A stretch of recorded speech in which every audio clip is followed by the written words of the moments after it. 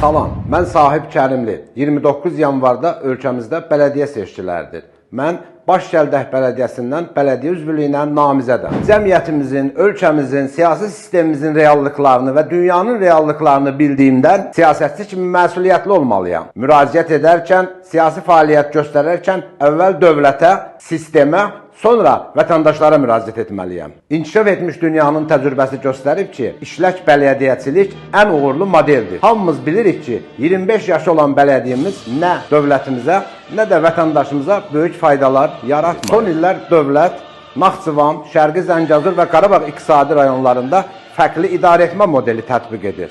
Azərbaycanın 14 iqtisadi rayonundan bu üçündə prezidentin səlahiyyətli nümayəndəlik institutu yaradır. İqtisadi rayonlar üzrə səlahiyyətli nümayəndələr olacaqsa, belə də rayonların icra hakimiyyətləri ləğv edilməli olur. Yenə də görünür ki, bu boşluğu doldurmaq üçün mütləq və mütləq bələdiyyələrimizi inkişaf etdirməliyik. Dövlət yükünü paylaşmaqla, yəni ki, bələdiyyələri, yerli özünü idarə etməni inkişaf etdirməklə həm özünün yükünü azalda bilər, həm də vətəndaşın yükünü azalda bilər.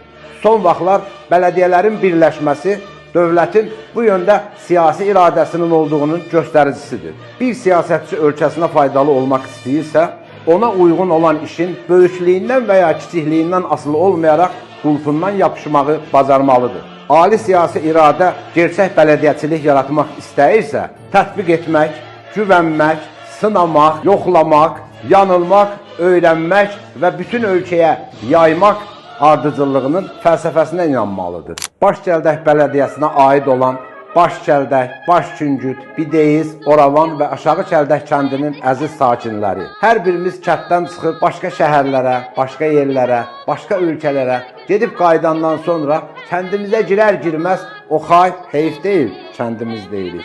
Ona görə ki, bu həm vətən sevgisidir, həm də həqiqətən bizim kəndlərimiz yaşamaq üçün təbiətinə görə, insanlarına görə axı çox gözəldir. Görürük ki, yeni dünya gəlir. Bütün sosial, iqtisadi, siyasi münasibətlər dəyişir. Dünya dəyişir. Belə bir trend var. Kəndlər boşalır, şəhərlər artır. Amma nə qədər sənayeləşmə olsa belə, nə qədər işsizlik olsa belə, nə qədər köç olsa belə, bizim kəndlər boşalan deyil. Bizim kəndlərdə yaşamağa həmişə insanlar can atacaq. Ona görə ki, təbiətimiz gözəldir. Əvvəlki dünyada zənginlər, imkanı olanlar kəndlərdən şəhərlərə köçürdü.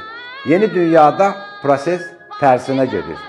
Zənginlər, imkanlılar gözəl kəndlərə həvəslə gedirlər. Kəndlərdə işsizlikdən, kasıbçılıqdan və sistemsizlikdən